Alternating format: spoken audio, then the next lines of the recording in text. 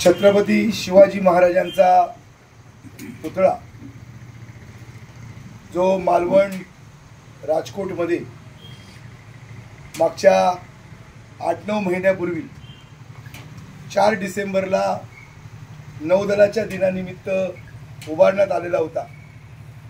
या देशाचे माननीय पंतप्रधान नरेंद्रजी मोदी साहेब यांच्या हस्ते या पुतळ्याचं लोकार्पण आणि अनावरण त्या ठिकाणी करण्यात आलेलं होतं। आज त्या पुतळा छत्रपती शिवाजी महाराजांचा पुतळा हाच कोसळलेला आहे।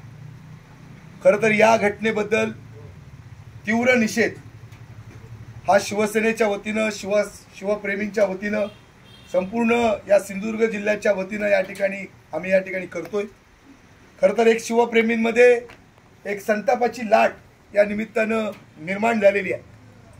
खरं तर एकीकडे 350-400 वर्ष झालेला छत्रपती शिवाजी महाराजांनी जे उभारलेले किल्ले आहेत, मालवणचा जो किल्ला आहे इतिहासाची साक्ष देणारा किल्ला आहे, छत्रपतीच्या शिवाजी महाराजांच्या कार्याचा साक्षीदार असलेला किल्ला आहे। हा किल्ला 350-400 वर्ष झाली आज ताठमानेनं या मालवण शहरामध्ये आणि या महाराष्ट्रामध्ये अनेक किल्ल्यांच्या माध्यमातून त्या ठिकाणी उभे आहेत।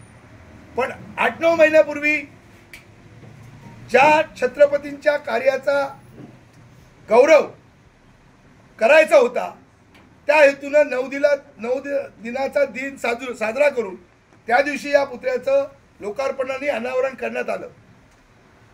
आणि आज समस्त महाराष्ट्रातल्या देशातल्या शिवप्रेमींचा या पुतळा कोसळल्यामुळे हा अपमान या ठिकाणी झालेला आहे।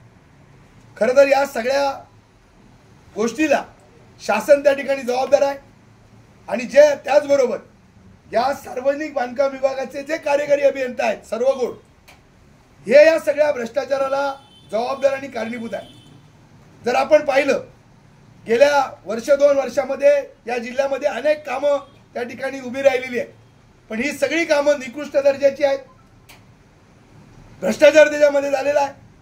अनेक या जिल्ह्यातले घाट असतील, या जिल्ह्यातल्या रेल्वेंचा स्थानकांचं सुशोभीकरण असेल आणि आज छत्रपती शिवाजी महाराजांच्या पुतळ्याचा जो पुतळा कोसळला या तेडचं काम असेल। खरं तर या कामावर किती रुपये खर्च झाले, किती कोट्यवधी रुपये खर्च झाले, कोण याच्यामध्ये कॉन्ट्रॅक्टर आहे, काय नेमकं कुठल्या दर्जाचं काम या ठिकाणी झालं आणि जे जबाबदार आहेत, जे अधिकारी असतील, ठेकेदार असतील, कॉन्ट्रॅक्टर असतील, यांच्यावर त्या ठिकाणी कारवाई झाली पाहिजे, यांच्यावर गुन्हा त्या ठिकाणी नोंद झाला पाहिजे आणि त्यांची संपूर्ण चौकशी होऊन म्हणजे या पुतळ्याच्या कोसळलेल्याच्या सगळ्या या राजकोटच्या किल्ल्याच्या संदर्भामध्ये आहेच, पण या जिल्ह्यामध्ये जे काय सार्वजनिक बांधकाम विभागाच्या मार्फत या सर्वगोड अधिकारी असताना जे काय काम उभं झालेलं आहे या सगळ्या कामाची चौकशी व्हावी आणि जे त्या ठिकाणी भ्रष्टाचारी आहेत, जे दोषी आहेत त्यांच्यावर त्या ठिकाणी कार्यवाही व्हावी ही आमची भूमिका आहे। खरं तर आज संपूर्ण महाराष्ट्रामध्ये विशेषतः या सिंधुदुर्ग जिल्ह्यामध्ये आणि मालवण शहरामध्ये आणि या राजकोट भागामध्ये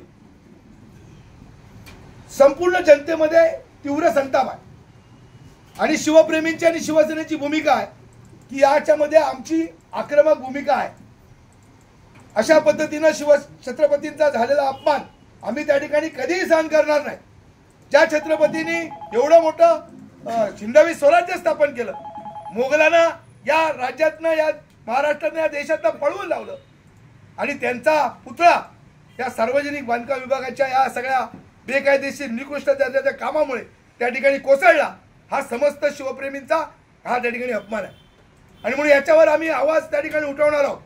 आजही आमची भूमिका तीव्र, आम्ही सगळी वैभव नाईक, आमदार नाईक ते त्या ठिकाणी गेले, त्यांनी पाहणी केली, मी त्या ठिकाणी कळल्याच्या नंतर आलो, माझे सहकारी अतुलराव राणे त्या ठिकाणी आलेत, संपूर्ण जिल्ह्यातनं, तालुक्यातनं, शहरातनं सर्व शिवप्रेमी शिवसैनिक मोठ्या संख्येने जमा झालेले आहेत। खरं तर जोपर्यंत या सगळ्या कामाची गैरकारभाराची चौकशी होत नाही, त्यांच्यावर गुन्हा दाखल होत नाही, तोपर्यंत शिवप्रेमी शिवसेनाही त्या ठिकाणी आक्रमक राहणार आहे आणि त्याचबरोबर लवकरात लवकर छत्रपती शिवाजी महाराजांचा एक चांगला पुतळा पूर्णाकृती हा ताठमानेनं पुन्हा एकदा त्या राजकोट किल्ल्यावर त्या ठिकाणी उभा राहायला पाहिजे आणि दर्जेदार जी महाराष्ट्रामध्ये जे नामांकित जे काम करणारे कॉन्ट्रॅक्टर आहेत, अशा उच्च दर्जाच्या कॉन्ट्रॅक्टराकडनं त्या ठिकाणी ते काम व्हायला पाहिजे.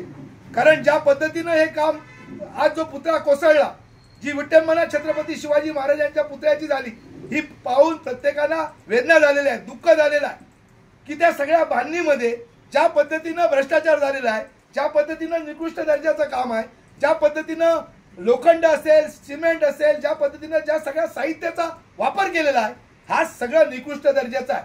म्हणजे दिवाळीमध्ये जसं लहान मुलं नरकासूर बनवतात, त्या नरकासूरला ज्यावेळी स्टील किंवा काही कागद लावतात, तशा पद्धतीनं छत्रपती शिवाजी महाराजांचा पुतळा त्या ठिकाणी उभा केला गेला. खरं तर या सार्वजनिक बांधकाम विभागाच्या अधिकाऱ्याची, कार्यकारी अभियंत्याची ही जबाबदारी होती की मालवण सारख्या त्या समुद्र किनाऱ्यावर एका किल्ल्यावर एवढा मोठा छत्रपतींचा पुतळा आपण जर लावत असू तर त्याच्यासाठी काय काळजी त्या ठिकाणी घेतली पाहिजे होती, कशा पद्धतीची जबाबदारी घेतली पाहिजे होती आणि तशा पद्धतीने तो पुतळा उभा करण्याची गरज होती. पण हे सगळं केलेलं नाही, नुसतं भ्रष्टाचार करण्याचं काम केलेलं आहे. सगळीकडे भ्रष्टाचार सुरू आहे. छत्रपती शिवाजी महाराजांचा पुतळा सुद्धा त्या ठिकाणी या भ्रष्टाचारामध्ये त्याची सुद्धा सुटका झालेली नाही. आणि म्हणून या सगळ्या कारभाराबद्दल जनतेमध्ये संतापाची लाट आहे. आज ही बातमी वृत्तपत्राच्या माध्यमातून, सोशल मीडियाच्या माध्यमातून, टीव्हीच्या माध्यमातून महाराष्ट्राच्या जनतेपर्यंत पोहोचलेली आहे, जिल्ह्यापर्यंत पोहोचलेली आहे. उद्या या सगळ्या प्रकरणामध्ये या जिल्ह्यातले समस्त लोक, शिवसैनिक हे मोठ्या संख्येनं त्या सगळ्या राजकोट त्या परिसरामध्ये असणार आहेत. आणि लोकांची हीच मागणी आहे, लोकांचा संताप आहे की अशा पद्धतीनं जर तुम्ही छत्रपती शिवाजी महाराजांच्या पुतळ्यामध्ये अशा पद्धतीचं निकृष्ट आणि बेजबाबदार जर काम करत